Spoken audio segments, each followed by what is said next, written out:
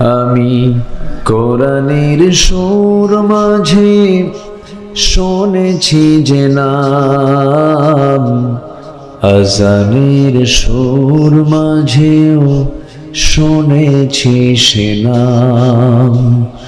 ও নাম শুনেছি আমি আমার হৃদয়, হে রাসূল নবীজি তোমায়, হে রাসূল নবীজি তোমায়। সবাই বলি সাল্লাল্লাহু আলাইহি ওয়াসাল্লাম।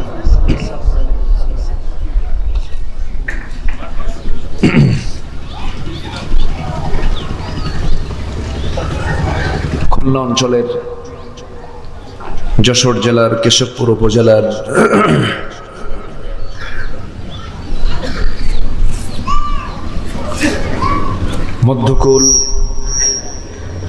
মধ্যকুল মারকাজুল হুদা ইসলামিয়া মাদ্রাসা মাহফিল ইন্তেজামিয়া কমিটি কর্তৃক আয়োজিত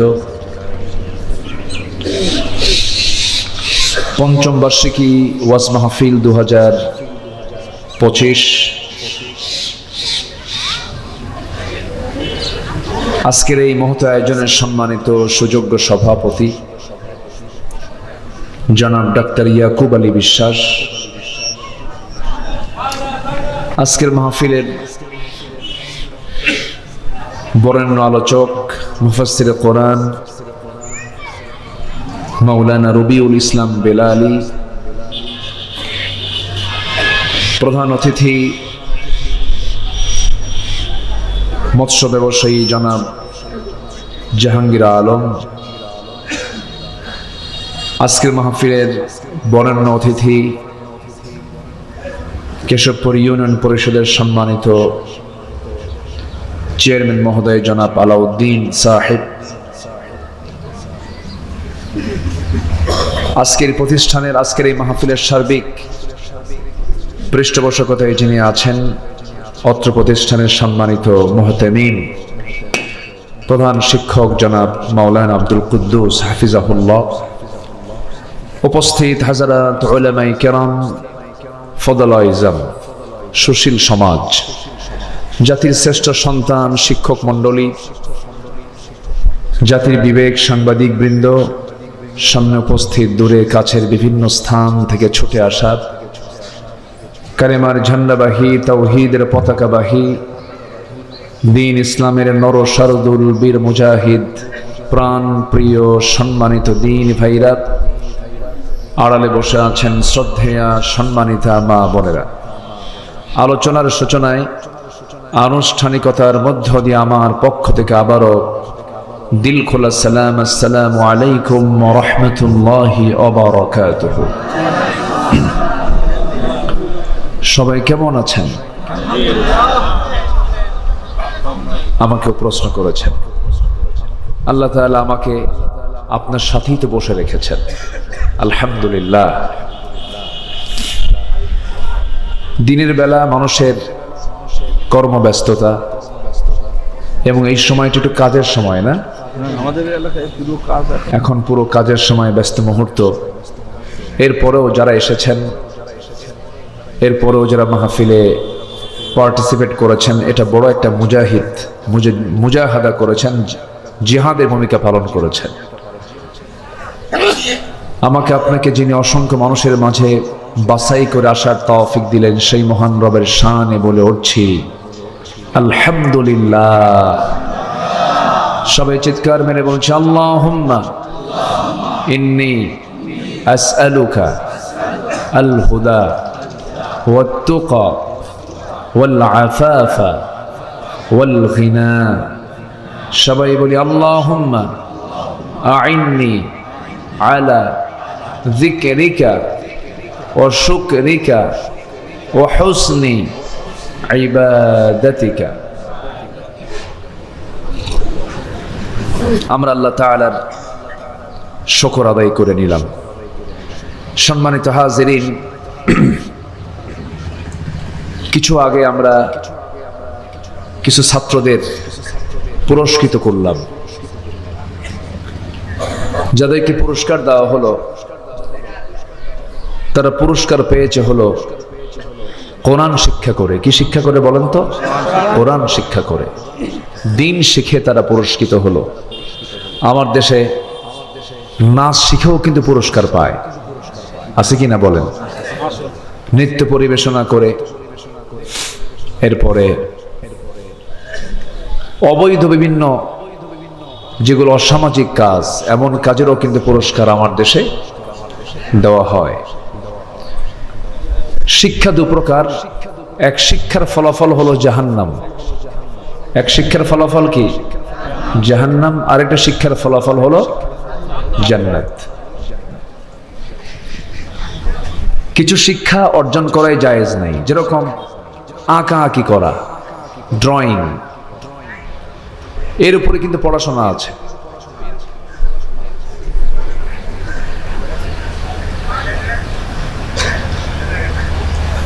এই পৃথিবীতে আল্লাহ রাব্বুল আলামিন যে সমস্ত বান্দাকে সবচাইতে বেশি শাস্তি দিবেন জাহান্নামের, এর মধ্যে একটা শ্রেণী হচ্ছে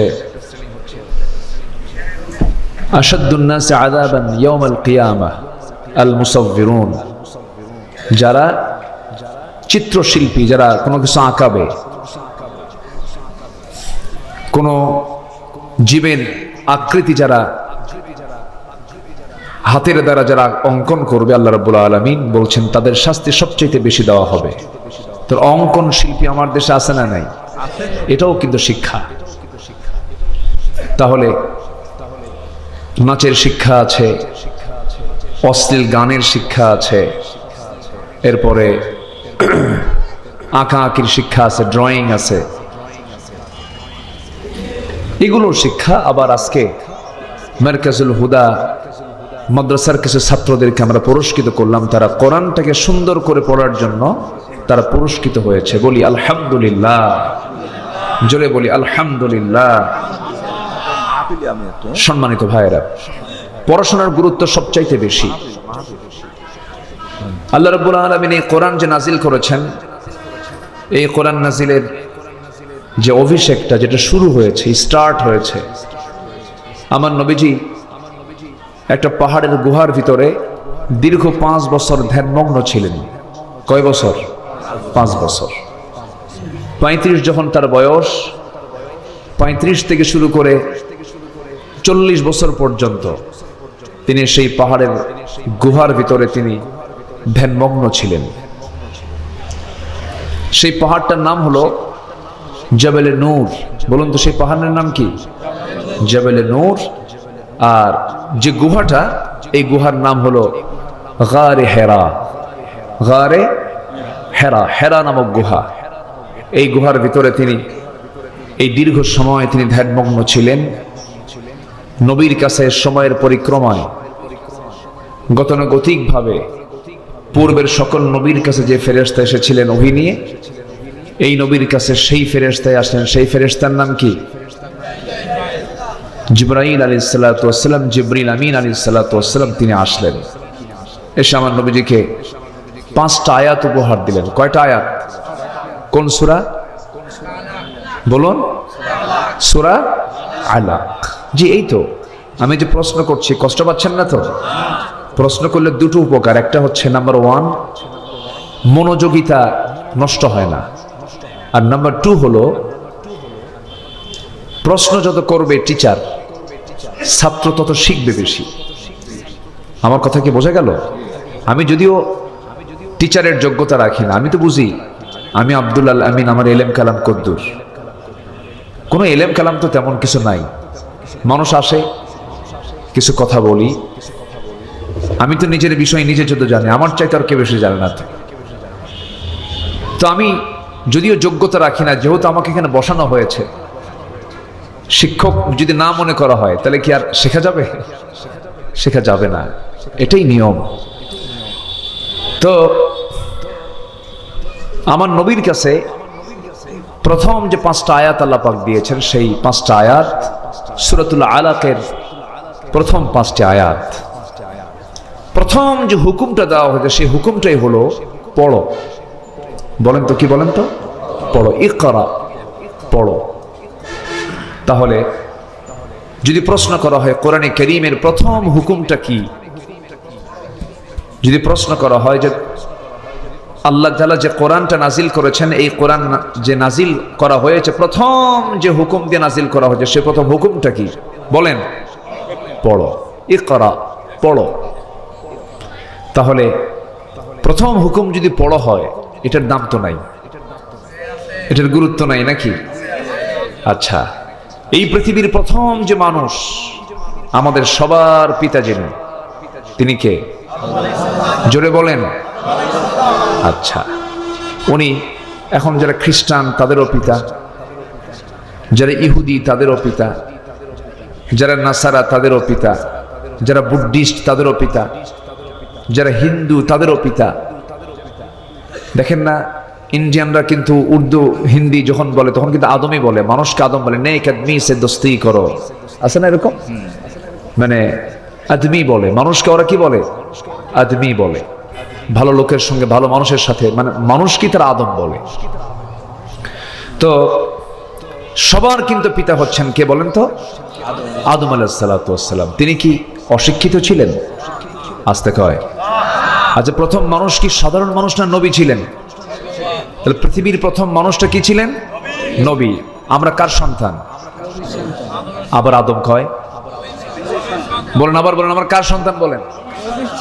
তাহলে আমরা কিন্তু নবীর সন্তান। কিন্তু চিন্তা করেন, আমাদের বাপ নবী ছিলেন। আমাদের বাপ কি ছিলেন? তাহলে পীরের ছেলে যদি পীরজাদা হয়, নবীর ছেলে কি হবে? নবীজাদা। নবীর ছেলে নবীজাদা। তাহলে আমরা সব নবীজাদা। আসতে কয়, আমরা সব কি জাদা? দাম কি কম? কম না তো, অনেক দাম। আমি তো মনে করি যারা পীরের ছেলে পীরজাদা লেখে, এটার চাইতে আমাদের সম্মান তো কোনো অংশ কম না। আমরা নবীর সন্তান, আমরা, এটা বিশাল ব্যাপার। সেই আমাদের আব্বা, আমাদের বাপ, আমাদের সবার বাপ, তিনি এত জ্ঞানী ছিলেন, তার মতো জ্ঞানী মানুষ পৃথিবী তার দ্বিতীয়টা আসবে না। জোরে বলি সুবহানাল্লাহ। আল্লাহ রাব্বুল আলামিন বলেন, وَعَلَّمَ آدَمَ الْأَسْمَاءَ كُلَّهَا। আল্লাহ রাব্বুল আলামিন আদম আলাইহিস সালাতু ওয়াস সালামকে পৃথিবীর যত কিছু আছে সব কিছুর নাম একটা একটা করে পরিচয় সহ নামগুলো শেখায় দিয়েছিলেন। পৃথিবীতে কোনো জ্ঞানী বাহাদুর আছে এরকম? সব কিছুর নাম জানে? আমের যত জাত আছে, আমের জাতিতে বলতে পারবে না। হ্যাঁ, মাছের যত জাত আছে বলতে পারবে? সমুদ্র জগতে যত প্রাণী আছে বলতে পারবে? হাই রামের জাত কি? ন্যাংড়া, রূপালী, ফজলি, খিরসাপাতি, গোপালভোগ, রানীভোগ, রাজভোগ, হিমসাগর, তারপরে কি হাড়িভোগ, হাড়ি ভাঙ্গা, মাজা ভাঙ্গা।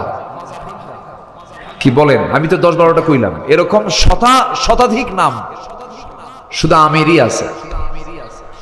কত জাত! একটা মাছের কত জাত!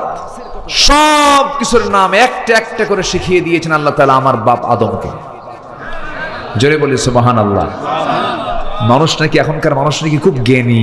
হ্যাঁ, বলে না যে আধুনিক দুনিয়া খুব জ্ঞানী মানুষ। কে কইছে? Old is gold, old is gold. পুরাতনটাই স্বর্ণ, আগেরটাই হলো স্বর্ণ, আগেরটাই হচ্ছে স্বর্ণালী। আগের মতো কখনো পরেরটা হয় না। আগে যেটা সেটাই ভালো থাকে। আলহামদুলিল্লাহ বলেন, জোরে বলি আলহামদুলিল্লাহ। আদম আলাইহিস সালাতু ওয়াস সালাম প্রচন্ড মেধাবী লোক ছিলেন। আল্লাহ পাক তাকে বানায়া জান্নাতে একা রাখলেন। একা ভাল লাগলো না। উনি বলেন, আল্লাহ আমি একা থাকতে পারবো না, আমার একটা হেল্পার দাও, জীবন সঙ্গে দিয়ে দাও। সাথে কাকে দেওয়া হলো? উনি আমাদের কি হন? মা হন। এই দুইজনই তো, এই দুজন থেকেই আল্লাহ পাক গোটা পৃথিবীতে মানুষ ছড়িয়ে দিলেন। এই দুইজন থাকলেন জান্নাতের ভিতরে। জান্নাতের মধ্যে থাকার সঙ্গে সঙ্গে আল্লাহ রাব্বুল আলামিন একটা নির্দেশনা দিয়ে দিলেন, ফালা তাকরাবা হাদিহিশ শাজারা, ওই নিষিদ্ধ গাছের দিকে যাবা না, ওই এরিয়াতে যাবা না। কিন্তু ইবলিস এমন দুষ্টামি শুরু করে দিল। ইবলিস করলো কি, সরাসরি জান্নাতের মধ্যে ঢুকে ফাওয়াসওয়াসা লাহুমা, দুজনকে ওয়াসওয়াসা দিয়ে তাদের দুজনকে ওই নিষিদ্ধ এরিয়াতে ঢুকায় দিল।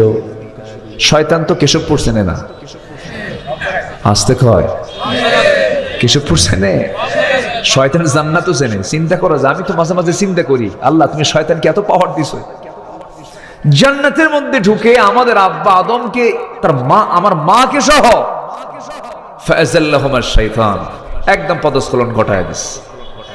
জান্নাতের পোশাক খুলে গেছে, আর থাকতে পারতেছেন না। আল্লাহ বলেন, আজম ভালোই ছিলা, কিন্তু উপায় তো নাই, ওয়াসওয়াসা দিয়ে তোমারে তো সরাইয়া দিলে, তুমি এখন দুনিয়াতে যাও। প্রথম দোয়া তারা করেছেন, একটা দোয়া করেছেন, ওরে মাশাআল্লাহ, আর কেউ আসেন না, মানুষ ওইদিকে চায় থাকে, বুঝলেন? হ্যাঁ, প্রথম বাসিন্দা দুজন পৃথিবীতে এসে একটা দোয়া করেছিলেন। সে দোয়াটা আমরা সবাই পারি, কিন্তু এটা দিলটা খুলে আমার সঙ্গে সবাই আওয়াজ দিয়ে দিয়ে বলবেন, এটা আমাদের সবার নিজেদের দোয়া। সবাই বলুন, রব্বানা যালামনা আনফুসানা ওয়া ইল্লাম তাগফির লানা ওয়া তারহামনা লানাকুনান্না মিনাল খাসিরিন। দুজন দুনিয়াতে পড়ে এই দোয়াটা করলেন, আল্লাহ নফসের উপরে জুলুম করেছি, মাফ করে দাও, তুমি যদি না মাফ করো ক্ষতিগ্রস্ত হয়ে যাব। আল্লাহ শয়তান তো ওয়াসওয়াসা দিয়েছিল, শয়তান যদি আমার বাপকে মা দুজনকে যদি ওয়াসওয়াসা দেয়, শয়তান মনে হয় আমাদের ওয়াসওয়াসা দেওয়ার জন্য নাই। আসতে বলবেন না, আছে না নাই? আচ্ছা, লেগে আছে, এখানেও নাই, এখানে আছে না নাই? এখানেও আছে। ও খুব সিরিয়াস জিনিস। সুম্মা লাআতিয়ান্নাহুম মিন বাইনি আইদিহিম ওয়া মিন খালফিহিম ওয়া আন আইমানিহিম ওয়া আন শামাইলিহিম ওয়া লা তাজিদু আকসারুহুম শাকিরিন। ডানে বামে সামনে পেছন থেকে সব দিক থেকে অ্যাটাক করে শয়তান।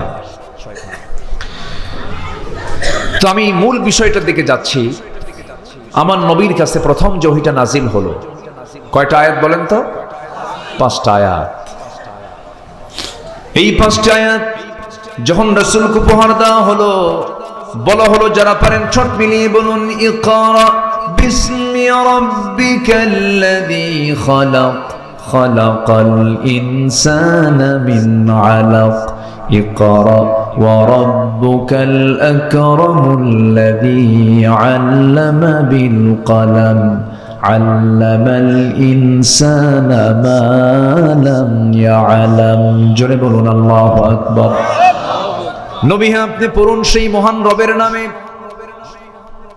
যিনি আপনাকে সৃষ্টি করেছেন, যিনি মানুষকে সৃষ্টি করেছেন আলাক থেকে। কিসে থেকে বলেন? আলাক। সূরার নাম কি? আলাক। আলাক শব্দটা হলো একটা সায়েন্সের ভাষা, এটা বিজ্ঞানের ভাষা। এটা এমব্রায়োলজির উপরে আল্লাহ পাক প্রথম তথ্য দিয়েছেন। প্রথম 5টা আয়াতের মধ্যে আল্লাহ পাক সায়েন্স ঢুকায় দিয়েছেন।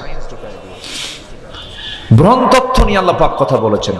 ভ্রণ তথ্য, মানব বিকাশ কেমনে হলো, এই বিষয় নিয়ে আল্লাহ পাক আগে কথা বলেছেন। তাহলে এখন বলুন তো, কোরআন কি শুধু ধর্মীয় কিতাব?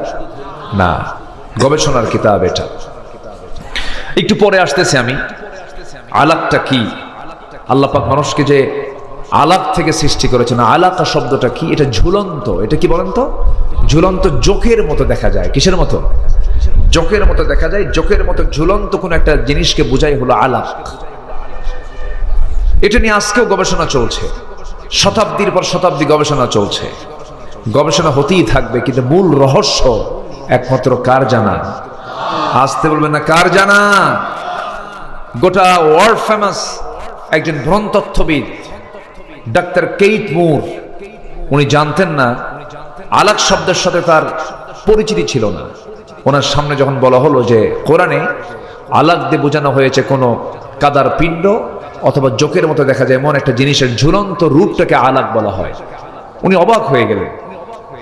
উনি এটাকে মাইক্রোস্কোপিক গবেষণায় নিয়ে গেলেন, অণুবীক্ষণ যন্ত্র দিয়ে দেখেন কোরআন যে তথ্য দিয়েছে হুবহু মিলে গেছে। একটু আসতে বলে সুবহানাল্লাহ। কোরআন যা বলেছে হুবহু মিলে গেছে। বিজ্ঞান ভুল করতে পারে, কিন্তু কোরআন কখনো ভুল করতে পারে না। যাচাই হবে বিজ্ঞান দিয়ে কোরআন, না কোরআন দিয়ে বিজ্ঞান? কোরআন দিয়ে বিজ্ঞান চাষে হবে, কারণ কোরআন তিনি নাজিল করেছেন যিনি এই সূর্য বানিয়েছেন, যিনি আকাশ বানিয়েছেন। আল্লাহু আকবার বলেন। সম্মানিত ভাইয়েরা, আমি চিন্তা করতেছি কি বিষয়ে কথা বলা যায়। আমরা দুনিয়াতে যে কোনো জায়গায় বসলে পরে যদি কোনো বন্ধু বলে, বন্ধু জানো এই ব্যবসায় না খুব লাভ, তখন আগ্রহ কমে না বাড়ে? আসতে কয় কি কমে না বাড়ে? এই যে ব্যবসায়ী মানুষ, বোঝেন না, মানে একটা ব্যবসার কথা বললে কিন্তু হঠাৎ করে মনা মানুষ কি হয়, হ্যাঁ তাজা হয় না? তুমি কি জানো ভাই এই নতুন একটা ব্যবসা পাইছে, জানো এই করলে ব্যাপক লাভ। দেখবেন যে সব মনোযোগ সাইডা, মানে সব দিকের চিন্তা স্যার এই দিকে মনোযোগ দিছে। তো ব্যবসার দিকে মানুষের একটা আকর্ষণ আছে। আল্লাহ পাক একটা আয়াতের মধ্যে ব্যবসার কথা বলেছেন। কিসের কথা বলেছেন বলেন তো? ব্যবসার কথা। শুনবো? আজ থেকে শুনবো না ইনশাআল্লাহ? কার পরামর্শ এটা? আল্লাহ। আল্লাহ বলছেন তিনটা কাজ করো, তিনটা কাজ করলে তোমাদের ব্যবসায় কোনো লস হবে না। ভাই ব্যবসায় লস আছে না? আছে কিনা? লাভও আছে, লসও আছে, মাঝে মাঝে পুঁজিও থাকে না, এরকম হয় না? মানে পুঁজিও শেষ, লাভ তো নাই, পুঁজিও নাই। কিন্তু আল্লাহ বলছেন বান্দা আমি তোমাকে এমন একটা ব্যবসার কথা বলবো যে ব্যবসায় লস তো দূরের কথা, শুধু লাভ আর লাভ, যে ব্যবসায় কোনো লসের সম্ভাবনাই নাই। জোরে বলি সুবহানাল্লাহ। যাবো সেই ব্যবসার দিকে যাব? আল্লাহ পাক কি সুন্দর করে বলছেন। আল্লাহ রাব্বুল আলামিন বলেন ইন্নাল্লাযীনা ইয়াতলুনা কিতাবাল্লাহি ওয়া আকামুস সালাতা ওয়া আনফাকু মিম্মা রাযাকনাহুম সিররাও ওয়া আলানিয়াতান ইয়ারজুনা তিজারাতান লান তাবুর। জোরে বলুন আল্লাহু আকবার। তোমরা তিনটা কাজ করো, তিনটা কাজ করলে পরে আমি আল্লাহ বলে দিচ্ছি কখনো অসম্ভব তোমাদের এই তিনটা কাজের ব্যবসায় কোনোদিন তোমাদের লস হবে না। তিনটা কাজ তোমরা দুনিয়া থেকে করে আসো আমার কাছে। এর মধ্যে এক নাম্বার হলো ইন্নাল্লাযীনা ইয়াতলুনা কিতাবাল্লাহ। নাম্বার ওয়ান হলো আল্লাহর যারা কালাম তেলাওয়াত করবে তাদের কোনো লস নাই। আল্লাহর কালাম যারা তেলাওয়াত করবে তাদের কোনো লস নাই। যে দেহে তেলাওয়াত বেশি সেই দেহে অসুখও কম। অসুখ হবে না তা না, অসুখ হবে কিন্তু কম হবে। আপনি আপনার শরীরকে সুস্থ রাখতে চান? যদি সুস্থ রাখতে চান ফজরের আগ দিয়ে উঠবেন, তাহাজ্জুদ পড়বেন, নামাজ পড়বেন, আল্লাহর কালাম তেলাওয়াত করবেন। আমার বিশ্বাস জটিল কোনো রোগ আপনার জীবনে স্পর্শ করবে না। জোরে বলি সুবহানাল্লাহ। এটা আমার দাদি দাদা তাদের আমলে এটা ছিল, তারা করেছেন। আমার দাদিকে নিজের চোখে দেখেছি আমি। আমার দাদির 85 বছর বয়স, চোখে চশমা লাগে নাই। চোখে চশমা লাগেনি কেন? তারা সকালের শিশির ভেজা, ওই ঘাসের উপরে যে শিশিরগুলো পড়ে, ওই শিশির ভেজা সকালে তারা ঘুরেছেন। আর ওই শিশির যখন কোনো বান্দার চোখে লাগে চোখ নষ্ট হয় না। জোরে বলে সুবহানাল্লাহ। জি আমার বন্ধুগণ, আল্লাহর কালাম তেলাওয়াত করলে পরে অসুস্থ মানুষ সুস্থ হয়ে যায়, কারণ কোরআন আল্লাহ পাক নাজিল করেছেন শেফা করে। ওয়ানুনাজ্জিলু মিনাল কুরআনি মা হুয়া শিফাউন ওয়া রাহমাহ। কোরআন নাজিল করেছি তোমাদের জন্য শেফা করে, রহমত করে নাজিল করেছি। যে বান্দার জীবনে কোরআন তেলাওয়াত আছে তার জীবনে রহমত আছে, তার জীবনে আরোগ্য আছে। আর যে ব্যক্তি কোরআনের মতো কিতাবটাকে তেলাওয়াত করতে পারে নাই তার জীবনে কোনো সুস্থতা নাই, সে কোনোদিন সুস্থ থাকতে পারবে না। আল্লাহর কালাম যেই দেহের মধ্যে আছে সেই দেহের মধ্যে বড় ধরনের কোনো রোগ বাসা বাঁধতে পারে না। জোরে বলে সুবহানাল্লাহ। আমরা কোরআন শুনবো বেশি বেশি, গান শুনবো কম। গান শুনবে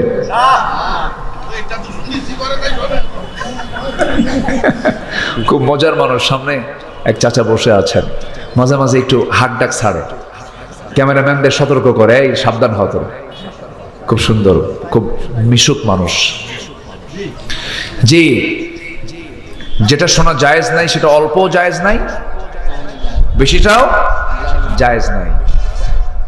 যেটা হারাম, আপনি এক ঢোক মদ খেলেও হারাম, এক বোতল মদ খেলেও হারাম। হারাম তো হারাম, হারামের কাছে আমরা কেউ যাব না। জান্নাত যাওয়ার সহজ সূত্র হলো কি জানেন? জান্নাত পাবার সহজ সূত্র হলো হারামকে ছেড়ে দেওয়া, হালালকে গ্রহণ করা, বান্দা জান্নাত পেয়ে যাবে। এটা কি সহজ সূত্র না? হারাম ছেড়ে দেব, হালাল গ্রহণ করে নেব, ব্যাস অঙ্ক তো মিলে গেল।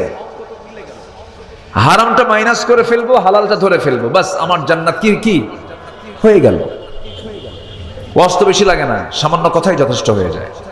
সম্মানিত ভাইয়েরা, তাহলে এক নাম্বার কাজ, আমরা কোনোদিন লস হবে না আমাদের, সেটা হচ্ছে আমরা কি তেলাওয়াত করবো বলেন তো? কোরআনটাকে তেলাওয়াত করব। সম্মানিত ভাইয়েরা, এটা এমন একটা কিতাব, এর মধ্যে অতিরিক্ত কোনো কথা নাই। এর চাইতে আকারে বড়, বাক্যের দিক থেকে বড় বহু বই পৃথিবীতে আছে, আকারে বড় অনেক বড় বই আছে, পাণ্ডুলিপি আছে। কিন্তু কোরআন কিন্তু আকারে বাক্যে খুব যে বেশি বড় কিতাব তা কিন্তু নয়। কিন্তু এটা এমন একটা কিতাব, সকল পৃথিবীর সকল জ্ঞান এর মধ্যে আল্লাহ পাক রিজার্ভ রেখে দিয়েছে। জোরে বলে সুবহানাল্লাহ। এর মধ্যে আল্লাহ পাক মশার কথা বলেছেন। কিসের কথা? মশা কি করে? কামড় দেয় না? কামড় দেয়। আচ্ছা, মশা কি মানে আল্লাহ তাআলা এই মশার কথা যখন বললেন কোরআনে, তখন কাফেররা বলল তোমার আল্লাহর কাম নাই কাজ নাই, কোরআনের মতো একটা কিতাবের মধ্যে আবার মশার কথা বলা লাগে? এই কথা বলে ফেল।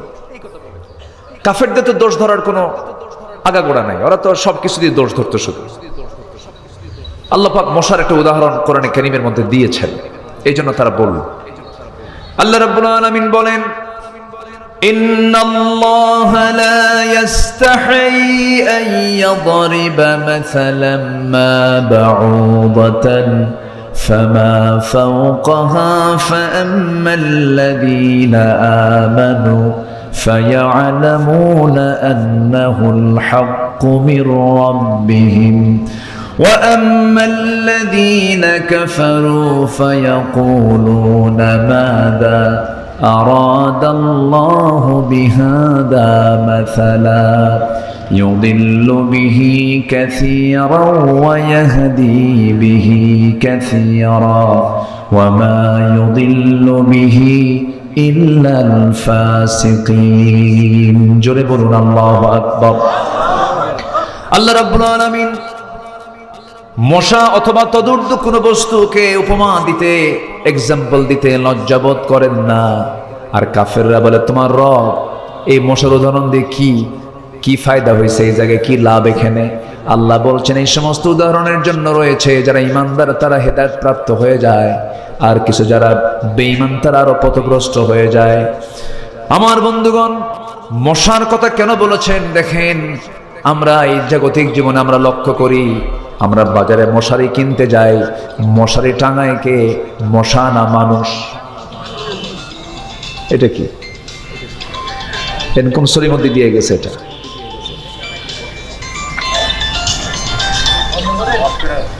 মাশাআল্লাহ। হ্যাঁ জি, এটার মালিককে ওর জরিমানা করা দরকার।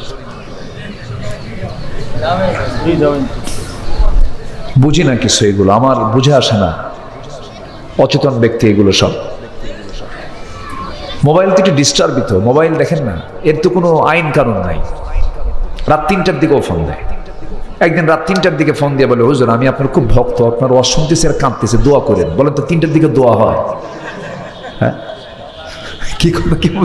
তো বললাম না, ঠিক আছে দোয়া করি আপনার জন্য। আবেগে থাকে না, সমস্যা নাই, থাকুক, একটু সাইলেন্ট করে গেলে তো হতো।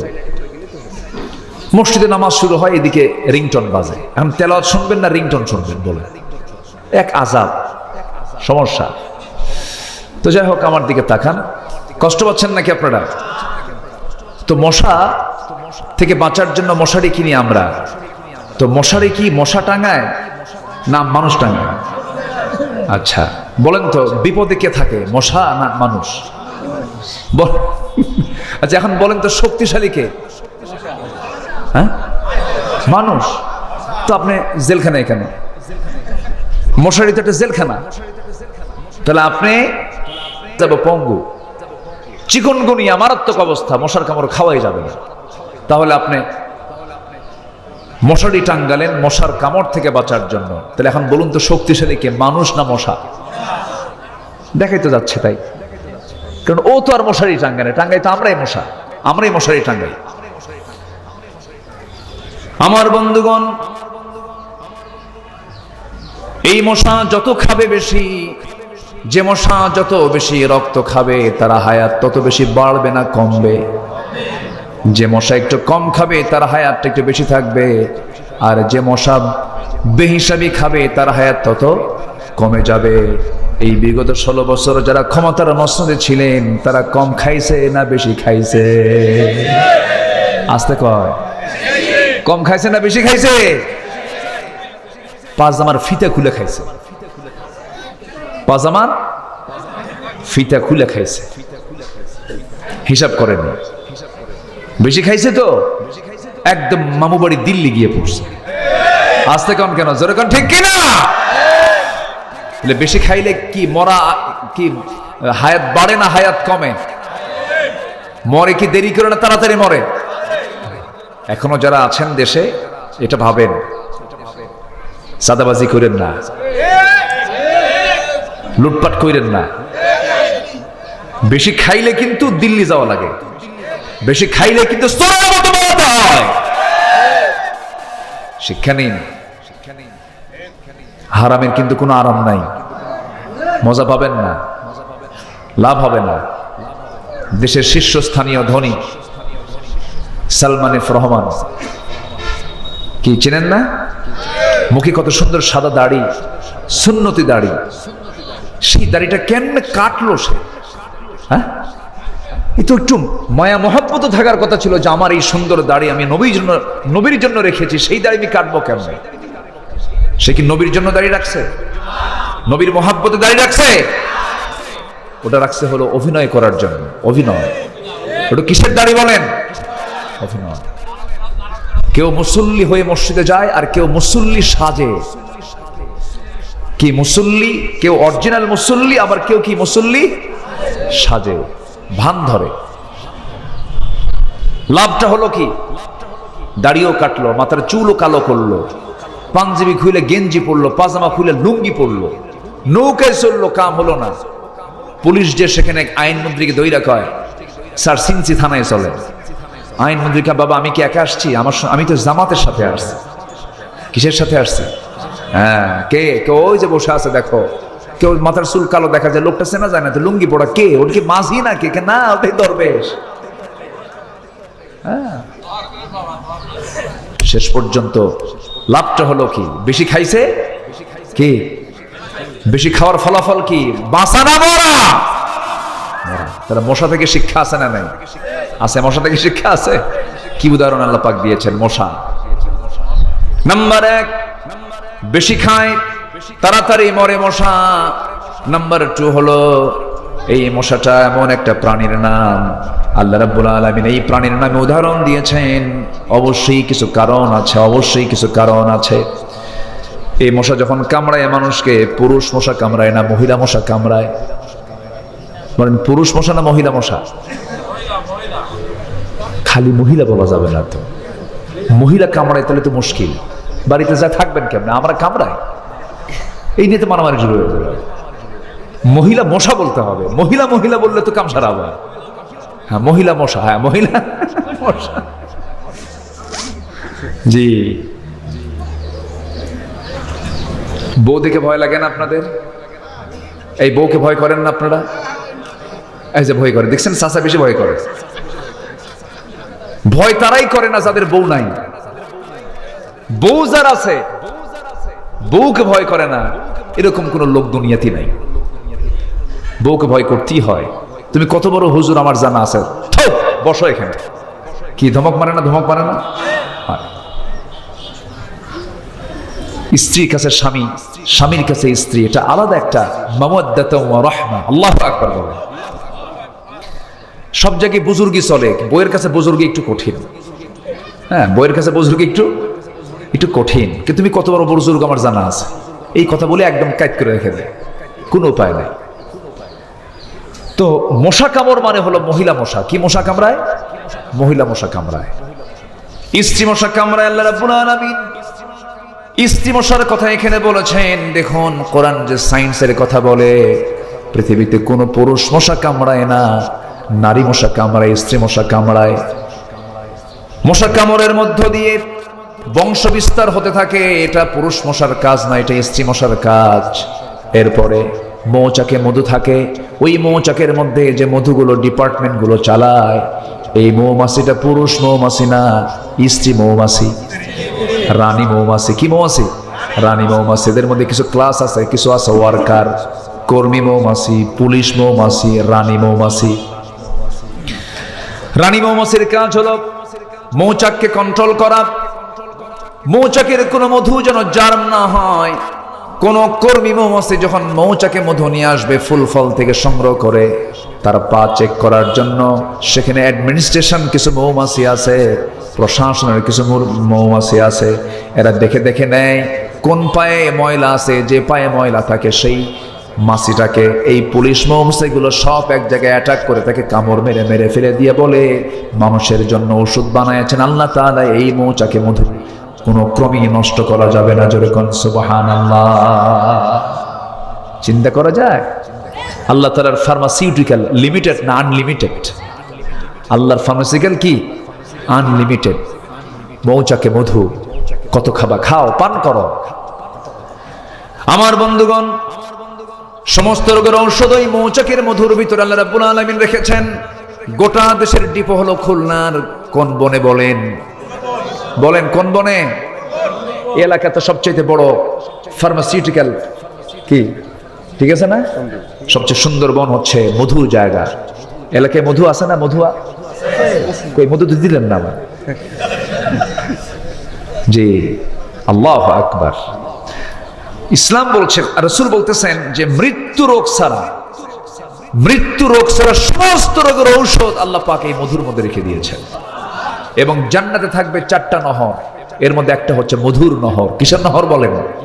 মধুর নহর থাকবে। সেই মধু নিয়ে আপনারা থাকেন, সুন্দরবনকে বুকে নিয়ে লালন করে আপনারা আছেন। আপনার বড় বরকত নয়, কিন্তু ওই মধুগুলো তো ঠিকই সুন্দরবন থেকে আসে, কিন্তু ওর মধ্যে ভেজাল ঢুকায় কে? বলেন কে ঢুকায়? মধুর কোনো দোষ নাই, দোষ কার? মানুষের। মানুষ ভেজাল লাগায় ফেলে। আল্লাহ রাব্বুল আলামিন এই যে মৌচাকের মধুটা দেখার দায়িত্ব আল্লাহ পাক রানী মৌমাছিকে দিয়েছেন। আল্লাহ তাআলা রানী মৌমাছির কথাই বলেছেন কোরআনে, আনিত্তাখিদি মিনাল জিবালি বুয়ুতা। আনিত্তাখিদি, এখানে যারা আলেম ওলামা আছেন এটা মুয়ান্নাসের সিগা। আনিত্তাখিদুনা, আনিত্তাখিদি মিনাল জিবালি বুয়ুতা। হে রানী মৌমাছি, তোমরা পাহাড়ের ধারে, পাহাড়ের নিচে, গাছের ডালে বাসা বানাও, মৌচাক বানাও, মধু প্রস্তুত করো। ফিহি শিফাউল লিন্নাস, আমি এর মধ্যে মানুষের সমস্ত রোগের ঔষধ রেখে দিয়েছি। কিছুই লাগতো না। এখন তো হসপিটাল বেশি হয়ে গেছে, রোগী বেশি হয়ে গেছে, ডাক্তার বেশি হয়ে গেছে, কিচ্ছুই লাগতো না। মানুষ যদি ইসলামকে মেনে চলতো, ইসলাম মেনে চলা মানে সে সুস্থ থাকা। বলি আলহামদুলিল্লাহ। আমরা তো মানি না। তাহলে স্ত্রী মশা কামড়ায়, রানী মৌমাছি মৌচাকের বাসা প্রস্তুত করে। এই কথাগুলো কোরআনে 1500 বছর আগে কে বলে দিয়েছেন? আল্লাহ বলে দিয়েছেন। আমার বন্ধুগণ, নাম্বার 3 হলো মশাকে তুচ্ছ ভাবার কোনো সুযোগ নাই। এই মশা যখন রাত 10টার পরে আপনি যখন ঘুমাতে যান, শীতকালে মশা কম থাকে না বেশি থাকে? কম নাই বললেই চলে। আপনি দেখলেন 2-1টা মশা, একটাও নাই। গোটা ঘর আপনি তালাশ করে দেখেছেন, মশা কোথাও নাই।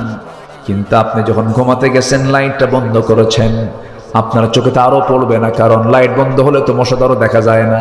কিন্তু আপনি লাইট বন্ধ করে যখনই ঘুমায় গেছেন, কোন দিক থেকে মশা আবিষ্কার হয়ে আপনার কানের কাছে এসে কি সুন্দর করে গান গায়, সারেগামা পাধানিসা।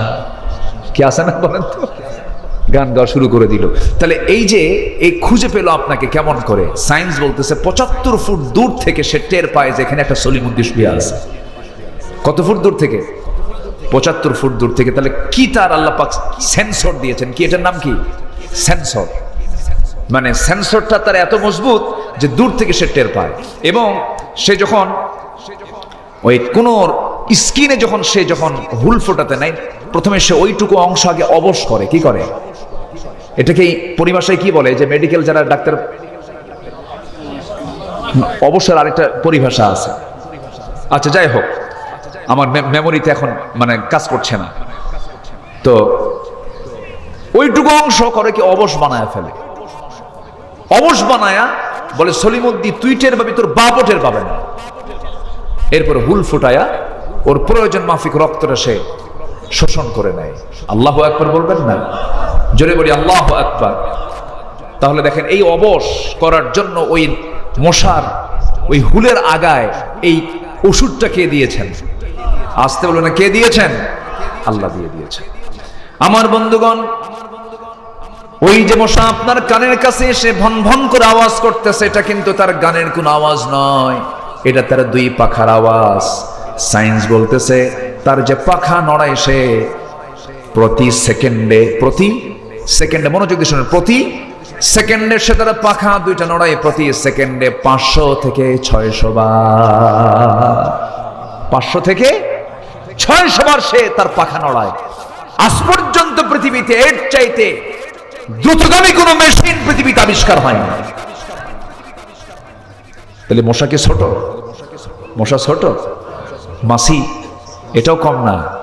মাছির চোখ হলো 3টা, দুই দিকে 2টা, সামনে আরেকটা, চতুর্দিকে মুভিং আয়, চতুর্দিকে এরকম করে দেখে সলিমুদ্দিন হামলা করলো কিনা। কোথাও যখন সে বসে, বসার সঙ্গে সঙ্গে তার দুই পাশে 2টা অ্যান্টিনা আছে, অ্যান্টিনা ছেড়ে দেয়, অ্যান্টিনার সামনে খাড়া করে রাখে। যখন কোনো চাপ, যখন কেউ হামলা করতে নেই, তখন অ্যান্টিনা সিগন্যাল দেয়, এই হামলা করতে তাড়াতাড়ি ওঠ। আল্লাহু আকবার বলবেন না? তার লাইফ সিকিউরিটি কে দিয়েছেন? আসতে বলবেন না, কে দিয়েছেন? নাম্বার 4 হলো, মশাকে নিয়ে দুর্বল মনে করার কোনো সুযোগ নাই, কারণ এই পৃথিবীতে একজন কাফের মশার কামড় খায়া দুনিয়া থেকে বিদায় নিয়েছে, যার মাথার মধ্যে আল্লাহ পাক ব্রেনের মধ্যে মশা ঢুকাইছিলেন। তার নাম কি? এই তো আল্লাহ কোরআনে যা বলেছেন সব অকাজের না কাজের, অকাজের না কাজের, কাজের বলে দিয়েছেন। সম্মানিত ভাইয়েরা, আরেকটা প্রাণীর নামে সূরা আছে, সেটা হচ্ছে মাকড়সা। মাকড়সার বাড়ি কোথায়? আসতে কয়, মাকড়সার বাড়ি কোথায় বলেন? আমার ঘরে। মাকড়সার বাড়ি কোথায়? আমার ঘরে না? আসতে কয়, কি আমার ঘরে না? আপনার ঘরে না? আমার ঘরে মাকড়সার বাসা। সে বাসাটা সে বানায়, বানাতেও সময় লাগে না, শেষ হতেও সময় লাগে না, শুধুমাত্র একটা ফু মারা দরকার। ফু মারলে কি মাকড়সার বাসা শেষ হয়ে গেল। কিন্তু আপনি কি দেখেছেন সে মাকড়সা যখন সে বাসাটা বানায়, যদি অল্প সময়ে বানায়, কিন্তু এত সুন্দর করে তার রেখা, এত সুন্দর তার ডিজাইন, এত সুন্দর ডিজাইনের এই জ্ঞান ওই ছোট্ট মাথার মধ্যে কে দিল? আসতে বলবেন না, কে দিয়েছে? আল্লাহ দিয়েছেন। আল্লাহু আকবার, আল্লাহু আকবার। আমার বন্ধুগণ, আল্লাহ রাব্বুল আলামিন এই আনকাবুত নিয়ে কথা বলেছেন, মাসালুল্লাযীনা ইত্তাখাযু মিন দুনিল্লাহি আউলিয়া কামাসালিল আনকাবুত اتخذت بيتا وإن أوهن البيوت لبيت العنكبوت لو كانوا يعلمون। আল্লাহকে ছাড়া যারা অন্য কাউকে যারা মুরব্বী মনে করবে, গার্ডিয়ান মনে করবে, প্রকৃত অভিভাবক মনে করবে, যারা অন্য কাউকে বন্ধু বানাবে, ওলি বানাবে, তাদের দৃষ্টান্ত হলো, আল্লাহ পাক বলছেন তাদের উপমা হলো, তাদের দৃষ্টান্ত হলো মাকড়সা। কি? মাকড়সা। কেমন করে দেখেন, সায়েন্স আজকে জরিপ করেছে, একটু কানটা আমরা একটু খাড়া করব, মনোযোগ দিয়ে শুনবো। মাকড়সাকে নিয়ে সম্প্রতি জুওলজি ডিপার্টমেন্ট গবেষণা করে দেখেছে, প্রাণীবিদ্যা যারা প্রাণী নিয়ে যারা গবেষণা করেন, জুওলজি বলছে বিশ্বে হাজার হাজার প্রজাতির মাকড়সা রয়েছে। কিছু কিছু প্রজাতি প্রজননের পর তার স্বামীকে হত্যা করে ফেলে। কেমন করে দেখেন, ইন্টারকোর্স যখন হয়ে গেল, পুরুষ মাকড়সা এবং স্ত্রী মাকড়সার যখন যৌন মিলন হয়ে যায়, যৌন মিলন হয়ে যাওয়ার পরে এই মাকড়সার মধ্যে কিছু কিছু আছে ব্ল্যাক উইডো, রেড ব্যাক মাকড়সা, এরকম বিভিন্ন মাকড়সা আছে, বিভিন্ন প্রকারের বিভিন্ন প্রজাতির মাকড়সা আছে। আমার এলাকার এখানকার টিকটিকি আর ঢাকার টিকটিকি দেখতে কিন্তু একটু ভিন্ন রকম। কি ছোট সাইজ বড় সাইজ আছে না, মানে সব হলো গুসাপের মানে বংশধর, ঠিক আছে না? একরকম দেখা যায় না, প্রায় একরকম দেখা যায়। মাকড়সার মধ্যে যদি একরকম দেখা যায় কিন্তু একরকম না, বিভিন্ন প্রজাতি আছে। এর মধ্যে ম্যাক্সিমাম প্রজাতি মাকড়সার চরিত্র হলো ওরা স্বামী স্ত্রী যখন যৌন মিলনে লিপ্ত হয়ে যায়, যৌন মিলনে লিপ্ত হয়ে যাওয়ার পরে যখন ইন্টারকোর্স কমপ্লিট হয়ে যায়, স্ত্রী মাকড়সার প্রচুর খাদ্যের সংকট তার মধ্যে সৃষ্টি হয়ে যায়, প্রচন্ড ভিটামিন শূন্যতায় ভোগে। এই খাদ্যের ঘাটতি পূরণ করার জন্য স্ত্রী মাকড়সার স্বামী মাকড়সাকে কামড় মেরে মেরে ফেলে, তাকে খেয়ে ফেলে। চিন্তা করছেন আপনি? তাহলে আল্লাহ তাআলা যে বলছেন যারা আল্লাহকে ছাড়া অন্য কাউকে বন্ধু বানাবে তাদের দৃষ্টান্ত হলো মাকড়সা। তাহলে যে সংসারে স্ত্রী তার স্বামীকে হত্যা করে ওটা কি সুখের সংসার? সুখের সংসার? তাহলে আল্লাহ যে উদাহরণটা দিয়েছেন অকাজে না কাজে, কাজে দিয়েছেন। এরকম অসংখ্য দৃষ্টান্ত আল্লাহ পাক কোরআনে দিয়েছেন। এগুলো শিখবো আমরা কোরআন তেলাওয়াত না করে, না তেলাওয়াত করে? তেলাওয়াত করে। এক নাম্বার কাজ হলো আমরা কোরআন তেলাওয়াত করব। জোরে বলি ইনশাআল্লাহ, আর জোরে বলি ইনশাআল্লাহ। আমার বন্ধুগণ, আল্লাহ রাব্বুল আলামিন এই কিতাবটা দিয়েছেন তেলাওয়াত করার জন্য। তেলাওয়াত করলে পরে লাভ হয়ে যাবে, তেলাওয়াত করবেন না আপনি ঠকে যাবেন। আমার বন্ধুগণ, এই তেলাওয়াতটা না শিখলে পরে ওমর তো আজকে জান্নাতি হতে পারতেন না। ওমরে ফারুক রাসূলের কাছে আগে কি ইসলাম কবুলের জন্য গেছেন না মারার জন্য গেছেন? সবাই ইতিহাস জানেন, কি ইসলাম কবুলের জন্য গিয়েছেন? আবু জাহেল বলতেছে কে আছো, মুহাম্মদ বিন আব্দুল্লাহর কল্লা নিয়ে আসবা। কেউ সাহস পায়নি। সাইয়েদনা ওমর ফারুক গিয়ে বলছেন আমি আনবো, আমি তাকে হত্যা করবো। বাপ দাদার ধর্মে সে চুলকানি মেরেছে। রওনা দিয়েছেন তিনি। কিন্তু রওনা দিলে হবে কি, আমার নবীজি তার আগে রাত্রিতে দোয়া করেছেন, আল্লাহ তুমি আমার কাছে, তোমার কাছে আমার প্রার্থনা, দুই ওমরের যে কোনো একটা ওমরকে তুমি দ্বীনের জন্য কবুল করে নাও। আমর ইবনু হাকাম, আবু জেহেলের অপর নাম কিন্তু এটা। আমার রাসূল যখন এই দোয়াটা করলেন, খাত্তাবের ছিল ওমরের দিলটা ইসলামের জন্য কবুল হয়ে গেছে। ওমরে ফারুক রাসূলকে মানার জন্য যান। রাস্তার মধ্যে তিনি আল্লাহর কালাম শুনতে পান একজন সাহাবীর কণ্ঠে। কোন আয়াতটা শুনতে পান? তাহা মা আনজালনা আলাইকাল কুরআনা লিতাশকা। এই আয়াত যখন শুনলেন ওমরে ফারুকের দিলটা নরম হতে লাগলো। দিল নরম হলে পরে চোখ দিয়ে পানি পড়ে। দিল নরমের লক্ষণ হলো চোখ দিয়ে পানি পড়া। যার দিলটা নরম তার চোখ দিয়ে পানি পড়ে, আর যার দিলটা পাষাণ তার চোখে পানি আসে না। এই জন্য আমরা দিলটা কঠোর বানাবো না, নরম বানাবো। এই পৃথিবীতে মার পেট থেকে যখন এসেছি আমরা, আমাদের প্রথম ভাষা হলো কান্না না হাসি? বলেন বলেন বলেন বলেন। মার পেট থেকে এসেছি, প্রথম ভাষা হলো কান্না। আবার এই দুনিয়া থেকে বিদায় নেব আমরা, পৃথিবীর মানুষগুলো কাঁদবে, আমি হাসি মুখে দুনিয়া থেকে বিদায় হব। আমার প্রথম শুরুটা হবে হলো কান্না দিয়া, শেষ বিদায় হবে হাসি দিয়া। কারণ আমি আল্লাহর সামনে আমি দুঃখ নিয়ে যাব না, আমি আনন্দ নিয়ে যাব। এই দুনিয়া হলো কাদার জায়গা। এই দুনিয়াতে যে বান্দা কাঁদতে পারবে, তবে কাদার জায়গা কিন্তু পৃথিবীতে বান্দার জন্য একটা জায়গায় কান্নার জায়গা। সেটা হচ্ছে কার জায়গায়? কার কাছে বলেন? আল্লাহর কাছে। যুবকরা বারিশ ভিজায় ফেলো না, রাতের বেলা ঘুম ধরে না। দিন হলে পরে গার্লস স্কুলের সামনে যাইতিমের মতো বসে থাকে। এরকম কিছু যুবক আছে না? কান্দে, বলে হায় রে তোমার সারা বাসন না। এই যে তুমি কাঁদতেছ, এই যে তোমার চোখের পানি তুমি ঝরাচ্ছ, সম্পূর্ণ লস প্রজেক্ট। এটা দিয়ে তোমার কোনো কাজ হবে না, সম্পূর্ণ লস প্রজেক্ট। চুরি ফিতা কিনবা, ফুচকা খাওয়া বা সব লস। সব কি লস? বিয়ের আগে যা কাম কুকাম গুলো করবা সব লস। প্রেমটা মূলত বিয়ের আগে না বিয়ের পরে? আসতে কয় বিয়ের আগে না বিয়ের পরে?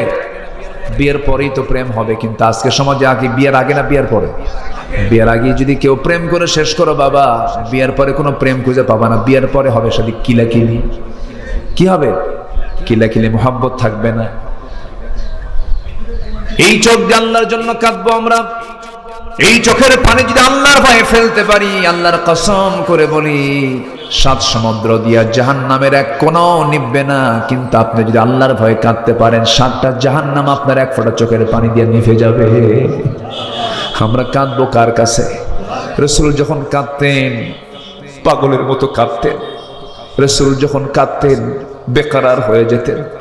হাদিসে আসছে, নাসাঈ শরীফের হাদিসে আসছে, আমার নবীজি সেজদার মধ্যে যখন কাঁদতেন, নবীজির চোখ বেয়ে বেয়ে পানি পড়তো, মুখ দিয়ে আওয়াজ বের হতো। নামাজের সময় সেজদায় পড়ে পড়ে তিনি একটা আওয়াজ তার মুখ থেকে বের হতো। সে আওয়াজটা হলো, চুলায় আগুন ধরায়া দিয়া পাতিলে পানি তুলে দিয়া যদি আগুন যদি জ্বালানো হয়, চুলা যদি গরম করা হয়, পাতিল যদি গরম করা হয়, গরম পানি যখন সিদ্ধ হয়ে যখন টকবক করে যে আওয়াজটা হয়, সিদ্ধ করা পানির যেমন টকবক আওয়াজ হয়, আমার নবীজি যখন সেজদায় পড়ে কাঁদতেন, নবীর মুখ থেকে এমন টকবক টকবক আওয়াজ বের হতো। আমার নবীজি এত কাঁদতেন। এই জন্য এই দুনিয়াটা হলো কাদার জায়গা। আল্লাহর কালামগুলো সুন্দর করে তেলাওয়াত করবো আমার বন্ধুগণ। আমার ভাইরা সাইয়েদনা ওমর ফারুকের মতো মানুষ আল্লাহর কালাম যখন শুনলেন, দিলটা নরম হয়ে গেল। নবীর সামনে গিয়ে বলছেন, ইয়া রাসূলুল্লাহ, এই তরবারি আপনার গর্দান উড়ানোর জন্য এসেছিল, কিন্তু পারল না। একমাত্র আমাকে বাধার প্রাচীর হয়ে দাঁড়িয়েছে, তার নাম কি? কোরআন আমাকে সম্পূর্ণ উল্টায় দিয়েছে। আপনি আমাকে পড়ায় দেন, আশহাদু আল্লা ইলাহা ইল্লাল্লাহু ওয়াহদাহু লা শারীকা লাহু ওয়া আশহাদু আন্না মুহাম্মাদান আবদুহু ওয়া রাসূলুহু। হেদায়েতের মালিকটাকে আরো জোরে হেদায়েতের মালিককে বলুন। আমার আল্লাহ হচ্ছেন হেদায়েতের মালিক। হেদায়েত চাইবো আমরা কার কাছে? আল্লাহর কাছে চাবো। আমার নবীর কাছে যখন কোরআন আসে নাই, এই বিধান যখন আসে নাই, আমার নবীজি কম চেষ্টা করেন নাই মানুষকে পরিবর্তন করার জন্য। হাজারো চেষ্টা করেছেন, হালফুল ফুজুল গঠন করেছেন। আমার নবীজি 40 বছর বয়স তো কম নয়, 40 বছর পর্যন্ত হাজারো চেষ্টা করে আমার নবীজি সফল হতে পারেন নাই। কারণ তখন কি আসে নাই? আসতে বলে না, কি আসে নাই? কোরআন ছাড়া রাসূল চেষ্টা করেছেন, রাসূলের মতো মানুষও পারেন নাই, যারা জীবনে একটা মিথ্যা কথা নাই, কোনো বাজে কোনো কথা নাই, বাজে কোনো কাজ নাই। সেই নবীর মতো মানুষ যদি 40 বছর পর্যন্ত কোরআন ছাড়া চেষ্টা করে যদি ব্যর্থ হয়ে যান, আজকের সমাজপতিরা, আজকের যারা সমাজ চালাতে চান, রাষ্ট্র যারা চালাতে চান, কিন্তু কোরআন দিয়ে রাষ্ট্র চালাতে চান না, আল্লাহর কসম করে বলি কখনো আপনারা সফল হতে পারবেন না। ঠিক কিনা? সব দেখা শেষ করেছি আমরা। কেউ চালাইছে 25 বছর, কেউ 16 বছর, কেউ 9 বছর, মাঝখান দিয়া কেয়ারটেকার গভর্নমেন্ট কয়েক বছর, সব তো দেখা শেষ। কেউ ইসলাম রাষ্ট্রীয় পর্যায়ে কায়েম করতে পারেন নাই, কেউ নামাজের বিল আনতে পারেন নাই। শুধু কথার মার প্যাঁচ দিয়ে, ধর্মীয় মূল্যবোধের কথা বলে, আজে বাজে বেহুদা কথা বলে, শুধু মার প্যাচের বক্তব্য দিয়ে জনগণকে প্রতারিত করেছেন। সব দেখা শেষ। আগামীর দেশ আমরা দেখতে চাই মুসলমানরা কোরআনের দেশ। ঠিক কিনা? চান কারা কারা হাত উঁচু করে দেখান মুসলমান।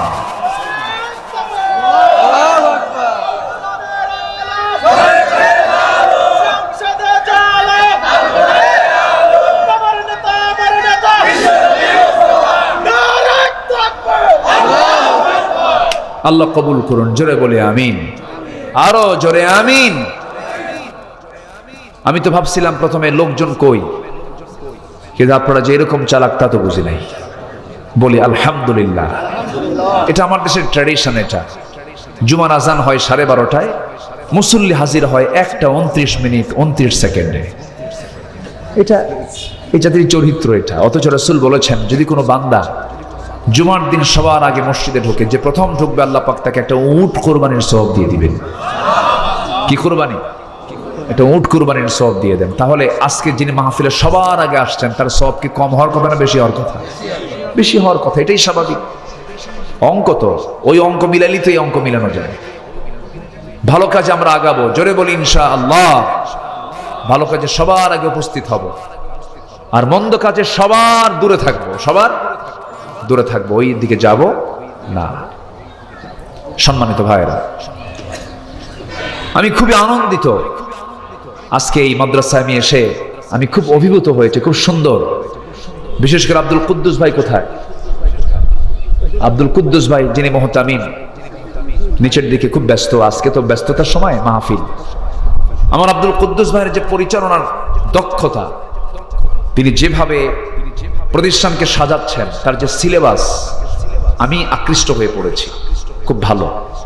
আল্লাহ তুমি মারকাজুল হুদা ইসলামী মাদ্রাসাকে তুমি আল্লাহ কবুল করো, জোরে বলি আল্লাহুম্মা আমিন। উনি চাচ্ছেন যে একটা ছাত্র যেন ইংরেজি বাংলা এটা তো হবেই, মানে আরবি মেইন, আরবির পাশাপাশি যেন কোনো সাবজেক্টই যেন দুর্বল না হয়। বাংলা যেমন গ্রামার ছাড়াই আমরা শিখছি, ওনার চিন্তা হলো গ্রামার ছাড়াই যেন ইংরেজিও শিখে, এরকম একটা প্ল্যান উনি নিয়েছেন হাতে। আমি তাকে নিজেও বলেছি আপনি আমাকে ফোন দিবেন, আমি আপনাকে সহযোগিতা করব। আমি এই কথাটা বলছি যে আমি আপনার বুদ্ধি দিয়ে, বিভিন্ন পরামর্শ দিয়ে আমি আপনাকে সহযোগিতা করব। আল্লাহ তুমি এই প্রতিষ্ঠানকে তুমি আল্লাহ দ্বীনের জন্য কবুল করে নাও, এই এলাকার মার্কাজ বানায় দাও। মাদ্রাসার নাম মার্কাজ, মার্কাজ মানে হলো সেন্টার, মারকাজুল হুদা। আল্লাহ তুমি এই এলাকার দ্বীনের মার্কাজ বানায় দাও, জোরে বলি আল্লাহুম্মা আমিন। জি সম্মানিত ভাইয়েরা, সম্মানিত বন্ধুগণ, তাহলে কয় কাজে লস নাই বলেন তো? ব্যবসার কয় কাজে লস নাই? 3 কাজ চলতেছে। কয় নাম্বার? 1 নাম্বার। আরো আছে কয়টা? 2টা। মনোযোগ আছে তো সবার? বলি আলহামদুলিল্লাহ।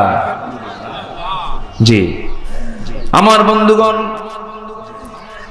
নাম্বার 1 আমরা শুনলাম, আল্লাহর কালাম যারা তেলাওয়াত করবে তাদের কোনো লস নাই, বরং আরেক জায়গায় বলছেন ইন্নামাল মুমিনুনাল্লাযীনা ওয়া ইযা তুলিয়াত আলাইহিম আয়াতুহু যাদাতুহুম ঈমানান ওয়া আলা রাব্বিহিম ইয়াতাওয়াক্কালুন। যখন কোন বান্দার সামনে ইন্নামাল মুমিনুনাল্লাযীনা ইযা যুকিরাল্লাহ, যখন আল্লাহর জিকির করা হয় তখন তার দিলের মধ্যে আল্লাহর ভয় জাগ্রত হয়ে যায়। যখন তার সামনে কোরআন তেলাওয়াত করা হয়, কোরআন তেলাওয়াত করার সঙ্গে সঙ্গে তার ঈমান যদি দুর্বল থাকে, ঈমানটার সঙ্গে সঙ্গে দ্রুত গতিতে তার ঈমানটা তাজা হয়ে যায়, ঈমানটা তার মজবুত হয়ে যায়। জোরে বলি সুবহানাল্লাহ। যাদাতহুম ঈমানা, ঈমানটা তার বৃদ্ধি পেয়ে যায়। জোরে বলি আল্লাহু আকবার। তাহলে ঈমান বৃদ্ধির চার্জার কি বলেন তো? ঈমান বৃদ্ধির চার্জার কি? কোরআন। কোরআন আছে বলেই তো আমরা আল্লাহকে চিনতে পেরেছি, কোরআন আছে বলেই তো আমরা আখিরাতকে বিশ্বাস করতে পেরেছি, কোরআন আছে বলেই তো আমরা রাসূলকে চিনতে পেরেছি। রাসূলকে যদি কেউ চিনতে চান, দেখতে চান, কোরআন নামক আয়নায় চোখ রাখেন, রাসূলকে এখানে সরাসরি দেখা যায়। জোরে বলি সুবহানাল্লাহ। রাসূল ছিলেন কোরআনের বাস্তব রূপ, কোরআনের বাস্তব রূপ ছিলেন, প্র্যাকটিক্যাল রূপ ছিলেন মুহাম্মদ সাল্লাল্লাহু আলাইহি ওয়াসাল্লাম। সাইয়েদনা ওমর কি ছিলেন, কি হয়ে গেলেন? আমার নবীজি যে সমাজে জন্ম নিয়েছিলেন সেই সমাজের মানুষ কি ভালো ছিল? আজ থেকে ভালো ছিল? নিজের মাকে বিয়ে করত, নাউজুবিল্লাহ বলবেন না, নিজের মাকে বিয়ে করত। মা অর্থাৎ সৎ মা, বাপ একজন মহিলাকে বিয়ে করেছেন, সন্তানের কাছে সে হলো মা। বাপ ওই মাকে তালাক দিয়েছে, পরের দিন ছেলে ওই মাকে বিয়ে করে নিয়ে বাড়িতে চলে আসছে। এত অসভ্য বর্বর একটা জাতি ছিল হলো কুরাইশরা। সে আরবের জাহেলি যুগের মানুষগুলো এত নোংরা ছিল, সামান্য কিছুকে কেন্দ্র করে যুগের পর যুগ তারা যুদ্ধ লেগে রাখত। সুদ ছিল যাদের সবচাইতে সামাজিক বড় ব্যাধি, সুদ ছাড়া কিছু বুঝতো না ওরা। খুন ছিল নিত্য নৈমিত্তিক ব্যাপার। এরপরে ভাঙ্গা পাতিলকে কেন্দ্র করে যুগের পর যুগ তারা যুদ্ধ লাগায় রাখত। মেয়ের সন্তান জন্ম নিল কেন? এটাই অপরাধ। বিআইয়ি যামবিন কুতিলাত মুসাওয়াদা ওয়া হুয়া কাযীম, চেহারা কালো কুসকুসে হয়ে যেত মেয়ের সন্তান হলে পরে, জীবন্ত পুঁতে হত্যা করত। এত অসভ্যটা সমাজকে রাসূল চেঞ্জ করে আনলেন। সেখান থেকে বের করলেন সাইয়েদনা আবু বকর, ওমর, ওসমান, আলী রাদিয়াল্লাহু আনহুম। এই সমস্ত সাহাবাদেরকে তিনি নিয়ে আসলেন সেই সমাজ থেকে বের করে, কোনো জাদু মন্ত্র দিয়ে নয়। কি দিয়া? আসতে বলবেন না, কি দিয়া? সেই কোরআন দিকে আজকের সমাজ পরিবর্তন করা সম্ভব না? যারা বলেন কোরআনের সাথে রাজনীতির কোনো সম্পর্ক নাই, কোরআনের সাথে রাষ্ট্রের কোনো সম্পর্ক নাই, কোরআনের সাথে দেশ সমাজ রাষ্ট্রের কোনো সম্পর্ক নাই, রাজনীতির সম্পর্ক নাই, উনি মানসিক রোগী। আসতে কোন কেন জি ঠিক কিনা? উনি মানসিক রোগী হয়তো এইভাবে কথা বলেছেন, উনি হয়তো মস্তিষ্ক ওনার ওলট পালট হয়ে গেছে। যে বলবে ইসলামে রাষ্ট্রনীতি নেই, রাষ্ট্রনীতি মানে কি, রাজনীতি মানে কি, রাষ্ট্রনীতি, রাষ্ট্র নিয়ে যে কথা বলে, যে বলবে ইসলামের সাথে রাষ্ট্রের কোনো সম্পর্ক নেই, নতুন করে তার ঈমান নবায়ন করা দরকার, ঈমান আনা দরকার। এগুলো বাজে কথা। বসে বসে পড়ো না জি, দেবো, হ্যাঁ আপনি বসেন। ও বাড়ি চলে যাবেন নগদ নগদ? জিকির করি লা ইলাহা, আরো জোরে লা ইলাহা সুবহানাল্লাহ আলহামদুলিল্লাহ, আরো জোরে লা ইলাহা, আরো জোরে লা ইলাহা সুবহানাল্লাহ আলহামদুলিল্লাহ, আরো জোরে লা ইলাহা ইল্লাল্লাহ, লা ইলাহা সুবহানাল্লাহ আলহামদুলিল্লাহ। পড়ে বসো, আরো জোরে লা ইলাহা, লা ইলাহা ইল্লাল্লাহ মুহাম্মাদুর রাসূলুল্লাহ সাল্লাল্লাহু আলাইহি ওয়াসাল্লাম। সম্মানিত ভাইয়েরা, এই প্রতিবন্ধী মানুষগুলোর প্রতি আমরা দয়াদ্র হব, জোরে বলি ইনশাআল্লাহ। অনেক পরিবারে এগুলো আছে না বলেন? আছে। কখনো বাপ মা রাগ করবেন না, এগুলো আল্লাহর ফয়সালা। কার ফয়সালা? আল্লাহর ফয়সালা। একটা বারের জন্য বলবেন না যে মরে না কেন, বলে কিন্তু এটা বলবেন না, কখনো বলবেন না কেন মরে না। না, আপনি কি জানেন আপনি আল্লাহর সৃষ্টির খেদমত করলে আল্লাহ আপনাকে জান্নাত দিয়ে দিবেন। আপনি আপনার সন্তানকে আপনি দেখছেন না,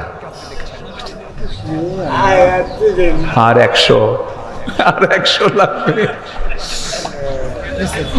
হ্যাঁ, নাসর বান্দা, ঠিক আছে, তুমি তো আরো বেশি পাইলা, যাও।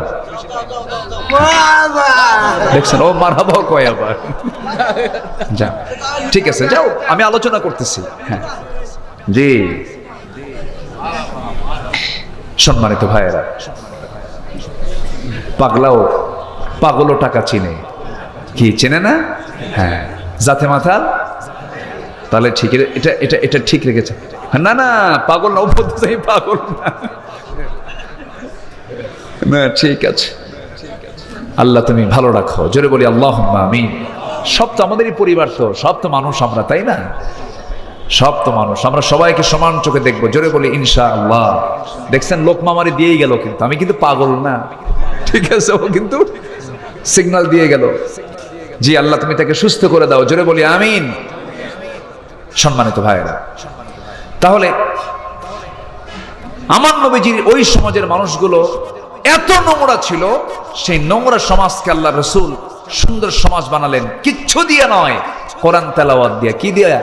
কোরআন তেলাওয়াত দিয়ে তাদের তেলাওয়াত শিখালেন, কোরআনের সমাজ রাষ্ট্র তিনি গড়ে তুললেন। আমার বন্ধুগণ, আমার নবীর সামনে একজন সাহাবী চোখের পানি ফেলে ফেলে কান্দেন, নতুন দিন গ্রহণ করেছেন। রাসূল বলছেন, সাহাবী কান্দো কেন? ইসলাম কবুল করে ঠকছো নাকি? না হুজুর, আমি এজন্য কান্দি না। কেন কান্নাকাটি করছো বলো? সঙ্গে সঙ্গে তিনি বলছেন, হুজুর কান্নাকাটি করার কারণ অন্য কিছু নয়, কারণ শুধু একটাই, সেটা হলো জীবনে যেটা কোনোদিন মনে হয় নাই, কিন্তু অপরাধটা করে ফেলেছিলাম, কিন্তু যেদিন আমি ইসলাম কবুল করেছি সেই দিন থেকে আজ পর্যন্ত আমার চোখে কোনো ঘুম নাই। কেন ঘুম নাই? কি হয়েছে তোমার? হুজুর রাতের বেলা ঘুম পাড়তে গেলেই আমার সন্তান আমাকে পিছন থেকে ডাকে। কোন সন্তান? তোমার যে সন্তানকে আমি আমার নিজের হাতে মেরে ফেলেছি, আমি নিজের হাতে খুন করেছিলাম। কেমন করে বলো? গুজরে জাহিলি যুগে মেয়ের সন্তান জীবন্ত পুঁতে আমি হত্যা করেছি। রাসূল বললেন, একটু ঘটনাটা খুলে বলো তো। নবীর সামনে সাহাবী বসে গেলেন হাঁটু গেড়ে দিয়া। রাসূল বলছেন, সাহাবী বলো, আমি তোমার মুখ থেকে শুনতে চাই, বলো তো কেমন করে মারলা তুমি? আমার নবীর সামনে বসে গিয়ে ওই সাহাবী কেঁদে কেঁদে বলছেন, হুজুর সন্তানটা আমার স্ত্রীর গর্ভে যখন চলে এলো 6 মাস, সন্তানটার বয়স 6 মাস হলে বউটাকে বললাম যাও বাবার বাড়ি চলে যাও, ডেলিভারি হওয়ার পরে আসো, ছেলের সন্তান হলে পরে নিয়ে আসবা সঙ্গে করে, মেয়ের সন্তান হলে পরে জীবন্ত পুঁতে হত্যা করবা। এই কথা বলে পাঠায় দিলাম। সন্তানটা মেয়ে হয়েছে, কিন্তু আমাকে বলা হলো মৃত হয়েছে। আমার চোখের আড়াল করে অন্য বাড়িতে ধীরে ধীরে বড় করে 6 বছরের মাথায় একদিন চট করে আমার সামনে সন্তানটা পড়ে গেল আমার চোখে। ধরলাম, হাত নিয়ে আসলাম বউয়ের সামনে। বউটা আমার কেঁদে কেঁদে বলছে, কতদিন আপনার তথ্যর গোপন করব, সন্তানটা আমাদেরই সন্তান। খেপে গেলাম, রেগে গেলাম, বুঝতে দিলাম না। ঠান্ডা মাথার খুনি হয়ে হুজুর সন্তানটাকে বুকের মধ্যে নিয়ে আমি আদর করা শুরু করলাম। মেয়েটা আমার দাড়ি ধরে টানে, মাথার চুল ধরে টানে, আমাকে আদর করে, সোহাগ করে, আর বলে বাবা তুমি আমাকে এতদিন ধরে দূরে রাখছো কেন? রাত চলে গেল, সকাল যখন হয়ে গেল, মেয়েটাকে বললাম মা তোমাকে আজকে তোমার নানির বাড়িতে নিয়ে যাব। মেয়েটা দারুণ খুশি হয়ে গেল। মার কাছে গিয়ে বলে, মা আমাকে সাজিয়ে দাও, গুছিয়ে দাও, আজকে আমার বাবা নানির বাড়িতে নিয়ে যাবে আমাকে। এই কথা বলে হুজুর মেয়েটাকে সাজগুজ করায় রওনা করলাম। নানির বাড়ির দিকে রওনা না দিয়ে জঙ্গলের দিকে রওনা করলাম। মেয়েটার মুখ শুকনা হয়ে গেছে। জঙ্গল পার হলাম, মেয়েটা শুকনা মুখ নিয়ে বলে, বাবা নানির বাড়ি না গিয়ে তুমি এই জায়গায় গর্ত খনন কেন করো? কি জন্য তুমি এখানে আমাকে নিয়ে এসেছো? কিচ্ছু বললাম না। গর্ত খনন করি, প্রচন্ড গরম। গর্ত খননের সময় কোদালের মাটি দিয়ে আমার বাড়ির মধ্যে মাটিগুলো ছিটকে এসে লাগে, আর আমার মেয়েটা ছোট্ট হাত দিয়া খিলাল করে করে সেই দাড়িতে রাখা ময়লাগুলো সাফ সাফ করে দেয়। আমার শরীর থেকে ঘাম ঝরে, মেয়েটা গামছা দিয়া ঘামগুলো মুছে মুছে দেয়, আমাকে আদর করে বলে, বাবা নানির বাড়ি কখন যাবে? কিচ্ছু বললাম না। গর্ত খনন যখন শেষ হয়ে গেল, মেয়েটাকে আস্তে করে বললাম, মা দেখো তো গর্ত খনন কেমন হয়েছে। মেয়েটাকে যখন বললাম, হুজুর আমার মেয়েটা একটা মুচকি হাসি মারলো, সরল মনে বিশ্বাস করে গর্তের কাছে একাকি চলে গেল। গর্তের কাছে গিয়ে যখন উকি মেরে দেখতে লাগলো, পিছন দিকে আমি চলে আসলাম। দুটো হাত দিয়ে আমি জোরে ধাক্কা মারলাম। এক ধাক্কায় সন্তানটা গর্তের মধ্যে পড়ে গেছে। চিত হয়ে পড়ে, উপর হয়ে পড়ে চিত হয়ে দুটো হাত এক জায়গায় করে বলছে, বাবা বুঝতে পেরেছি আমার মার কথা আজকে সত্য হয়েছে। তুমি আজকে আমাকে মেরে ফেলার জন্য নিয়ে আসছো বাবা। মেরে যদি ফেলতে চাও, মরে যদি যায় আর কি হবে বাবা? তোমার কাছে শেষবারের জন্য একটাবার প্রাণ ভিক্ষা চাই, একটাবারের জন্য বাঁচায় দাও। আমি তোমার কাছে শপথ করছি, আমৃত্যু এই চেহারা তোমার সামনে আমি কখনো দেখাবো না বাবা, আমাকে বাঁচায় দাও। দিল পরিমাণ আমার দিলটা গলল না হুজুর, সামান্য দিল গলল না। খেপে গিয়ে রেগে গিয়ে এক পর্যায়ে হাতের মধ্যে পাথর নিলাম, চক্ষু বন্ধ করে সন্তানটার কলিজা বরাবর মেরে দিলাম। ফিঙ্কি দিয়ে রক্ত বের হওয়া শুরু হলো। ভিতর থেকে বারবার বারবার করে আব্বা আব্বা বলে, আব্বা আব্বা বলে বারবার করে ডাকে। আমার দিল গলল না, পাষাণ হৃদয় নরম হলো না। আমি আমার হাতের মধ্যে পাথরগুলো নিয়ে চাপা দিলাম, মাটি চাপা দিলাম, বালু চাপা দিয়া জনমের মতো নিজের সন্তানকে নিজের হাতে খুন করে ফেললাম। আমার নবীজি এই কথাগুলো শুনে ওই সাহাবীকে বুকের সঙ্গে জড়িয়ে রেখে বলছে, ও আমার সাহাবী রে, হয়তো ভাবতেছে এই গুনাহ তোমার জীবন থেকে মাফ হবে না, কিন্তু না রে না। যখন কোনো বান্দা আল্লাহর কালাম তেলাওয়াত করে ঈমান আনে, ঈমান আনার সঙ্গে সঙ্গে তার আল্লাহ রাব্বুল আলামিন আগের জীবনের সমস্ত গুনাহগুলোকে আমার আল্লাহ মাফ করে দেয়। জোরে বলে সুবহানাল্লাহ। সেই অসভ্য সমাজ কি সভ্য সমাজের রূপ দিলেন, বাস্তবতায় নিয়ে আসলেন। এই যে সুন্দর সোনালী সমাজ গড়ে তুলেন, একমাত্র কারণ হলো সেই সমাজে চালু করে দিয়েছিলেন কি? বলেন কি চালু করেছিলেন? শিক্ষায় কোরআন, সমাজে কোরআন, রাষ্ট্রে কোরআন, বিচারে কোরআন, প্রত্যেকটা জায়গায় কোরআন দিয়ে যখন রাসূল চালু করেছেন সমাজ ব্যবস্থা, সব জান্নাতের টুকরা হয়ে গেছে। জোরে বলি আল্লাহু আকবার। আমরা কি চাই না এই কোরআনের সঙ্গে আমরা সম্পর্ক রাখবো? রাখবো, সবাই সম্পর্ক রাখবো। জোরে বলি ইনশাআল্লাহ। কোরআন হোক আমাদের জীবন চলার পথ, এক জায়গায় না সব জায়গায়, এক জায়গায় না সব জায়গায়। আল্লাহ রাব্বুল আলামিন কবুল করুন। সন্তান নিজে আলেম হতে পারেন নাই, মাদ্রাসায় দিয়ে দিবেন, চোখ বন্ধ করে হাফেজ হবে। আপনার সন্তান যদি হাফেজ হয়, পৃথিবীর সবচাইতে বড় ডিগ্রি হচ্ছে হাফেজ হওয়া। আমি আমার ভাষায় বলছি, আমি যতটুকু ভাঙ্গাচোরা গবেষণা করেছি, যেই নাগরিক হাফেজ হতে পেরেছে আমার দেশে, আমি তো মনে করি তাদেরকে ক্রিকেটারের চেয়ে বড় পুরস্কার দেওয়া দরকার।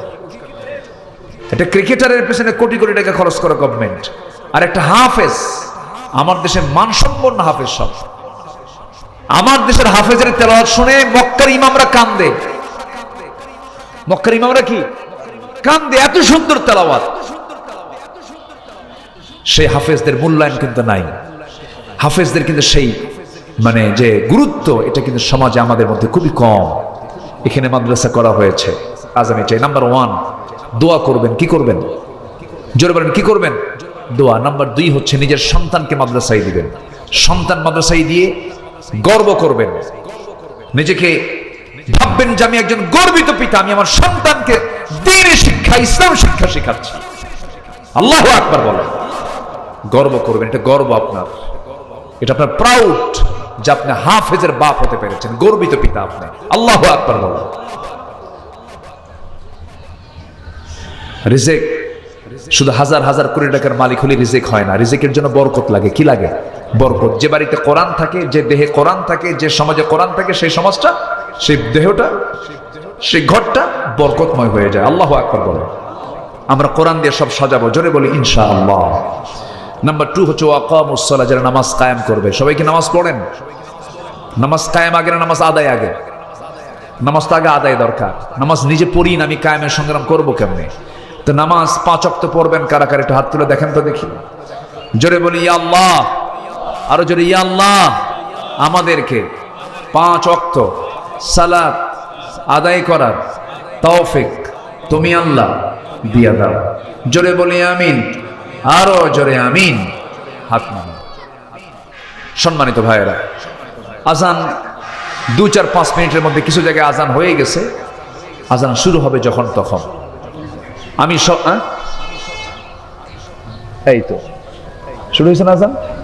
আজান শুরু হয়ে গেছে, আওয়াজ শোনা যাচ্ছে। হ্যাঁ, না ঠিক আছে, আলহামদুলিল্লাহ। আমরা তো উঠেছি আলোচনায়, সমস্যা নেই, মাশাআল্লাহ। সম্মানিত ভাইয়েরা, যারা বসেছেন থাকবেন শেষ পর্যন্ত। নামাজ এখানেই হবে। কি বলেন? আসতে বলে। নামাজ এখানে জায়েজ নাই, নামাজ পড়া এখানে জায়েজ নাই। মসজিদের যে সওয়াব পাবেন এখানেও সেই সওয়াবই পাবেন, জামাত যদি হয়। আলহামদুলিল্লাহ বলেন। 5 ওয়াক্ত নামাজ পড়বেন কারা কারা, একটু হাত তুলে দেখেন দেখি। 5 ওয়াক্ত নামাজ। হ্যাঁ, জোরে বলি ইয়া আল্লাহ। আমাদেরকে 5 ওয়াক্ত সালাত আদায় করার তৌফিক তুমি আল্লাহ দিয়া দাও। জোরে বলি আমিন, আরো জোরে আমিন, আরো জোরে আমিন। হাত নামান। কষ্ট দিয়ে ফেললাম। নামাজ পড়লে জাহান্নাম থেকে বাঁচা যাবে, নামাজ না পড়ে জাহান্নাম থেকে বাঁচার কোনো সুযোগ ওঠে কেন? এই যে উঠতেছেন কেন আপনি? আমি তো উঠতে বলিনি। বসেন, একটু বসেন। আমরা দোয়া করব, এরপরে নামাজ হবে। দোয়া ছাড়া চলে যাবেন আপনি? দোয়া হচ্ছে আমাদের মাহফিলের অনুষ্ঠানের শেষ পর্ব হচ্ছে দোয়া। এই দোয়া থেকে যিনি মাহরুম হবেন, আমি মনে করি তো তার আব্বা আম্মার প্রতি তো তার একটু মনে হয় মোহাব্বত কম। এই দোয়া থেকে আব্বা আম্মার জন্য দোয়া হবে না? রব্বির হামহুমা কামা রব্বায়ানি সাগীরা। এই দোয়া থেকে মাহরুম হবেন কেন? বসেন, একটা লোকও নড়বেন না। সম্মানিত ভাইয়েরা, এই মাহফিলটা প্রত্যেক বছরই চলছে, 5 বছর যাবত। বলি আলহামদুলিল্লাহ। এই মাহফিলটা চলুক, এই মাদ্রাসা চলুক, সবাই চান না ইনশাআল্লাহ? তা আমি একটু সবার কাছে একটু আরজ রাখবো, যারা আসছেন, বিশেষ করে যারা আসছেন। আমি আসার সময় দেখি ওই মাদ্রাসায় ঢুকেছিলাম, একতলা ছাদ হয়ে গেছে, দোতলা ছাদ তারা করবেন। সেখানে 174 বস্তা সিমেন্ট লাগবে। এটা একটা বড় একটা খরচ। কিছু রড লাগবে, বালু লাগবে। কলামটাও রেডি আছে, শুধু ছাদটা হয়ে গেলে তারা খুশি আপাতত। তো আমি এখানে যারা আসছেন, এখানে যে মৎস্য ব্যবসায়ী আছেন, বিশেষ বিশেষ ব্যক্তিরা আছেন, তো যদি কেউ কিছু দিতে চান, বিশেষ দানটা আপনারা করবেন। আর এর মাঝে আপনাদের মাঝে কিছু চাদর ব্যাগ যাবে।